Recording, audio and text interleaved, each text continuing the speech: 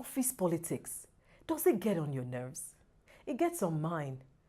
Have you ever wondered what to do with office politics in the workplace?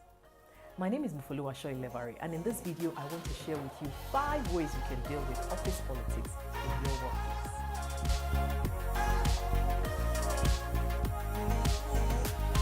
Number 1 is to start with the mindset that there will always be office politics. It's interesting to realize that we're okay with politics in the economy, we're okay with politics in the society, but sometimes we frown at the fact that there is politics in the workplace. Everywhere you have people, there will always be some politicking going on. Even in the Bible, lots of tactics, lots of strategies, everyone with an agenda. In the workplace, everyone has an agenda, including you. So what do you do with office politics? Number 1 is to start with a mindset that there is going to be office politics, or there exists already in your workplace.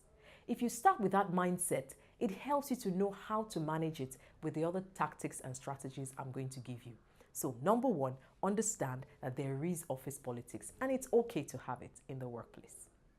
The second thing you need to do is to study it. Now, if you've spent some time in your organization and you realize that there is some office politics going on, the fastest thing you can do is to take time to study it. Be an observer and try to understand the dynamics in the workplace. Try to understand the movers and the shakers, the troublemakers, the ones who like to please people, the ones who potentially are good at backbiting or want to be the first to break the news of something new happening in the workplace.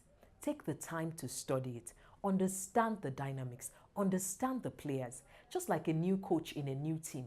The first thing he will do is not to start changing tactics. He must take the time to understand the players. Who is great at defending, who is great at attacking, who is a great goalkeeper, and what makes the dynamics work. When you do that in the workplace, you're preparing yourself for a better place and also more peace in your mind.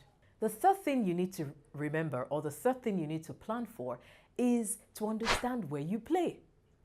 If you're in a player on the field, just like in the workplace, there are those who already are yes bosses, there are those who are the troublemakers, there are those who are the problem solvers, there are those who are the problem we're solving. Understand where you are. So are you an attacker? Are you a midfielder? Are you a goalkeeper? What is your strength and where are you on that playing field? Don't be ignorant of where you stand, because if you are, you probably might end up being discussed and you're not even aware of the strengths that you have, the weaknesses that you have, and any other threats that you have in the workplace.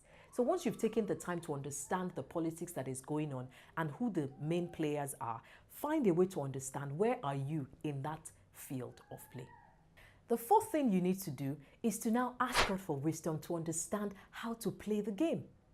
Not every form of politics is bad. In fact, most of the times it's just tactical in disguise. You need to understand the game and know how to play the game. Use it to your advantage by knowing who the players are, who the tactics are, what you need to do, understand the wisdom behind it, and then use those strategies to get the best for yourself, for your team. I've been in areas where there's a project that I'm working on and I know it will help the organization a great deal. One of the ways to use office politics to your advantage is to find out what's the need for the boss, what's the need for the business. If you can create a strategy that shows the relevance of your project idea, when you bring it forth and you use one of the change agents or the loudest person in the room, it can actually work in your favor. So you need to understand, how can I play this game and use it to my advantage, to the advantage of my team, and to the betterment of my organization. Number 5 is to choose your battles. Now, in the playing field, there are things that happen that you can turn your eyes away from, and there are things that you say, no, I'm not going to turn my eyes away from. I'm going to deal with this one. When we talk about office politics, it could go wrong and it could go right. The best advice I would give you is to choose your battles. Know the battles that you will fight and know the ones you will say, you know what, this is for another day. Know when to chip in certain ideas and know when to be silent and observe. Know when to respond when you're seeing different things that are not working well, and know when to push that to maybe your boss or to someone else, another colleague in the organization. When you understand how to choose your battles, you can go to bed and sleep well at night, even when things don't always work in your favor. So, office politics, bring it on! There are many ways that we can deal with office politics in the workplace. I hope you found these 5 tips very helpful. If you try any of them out, do send me an email. Let me know how it worked for you. Subscribe to this channel and share this with a colleague who might be going crazy with office politics in the workplace. I'll see you again in the next video.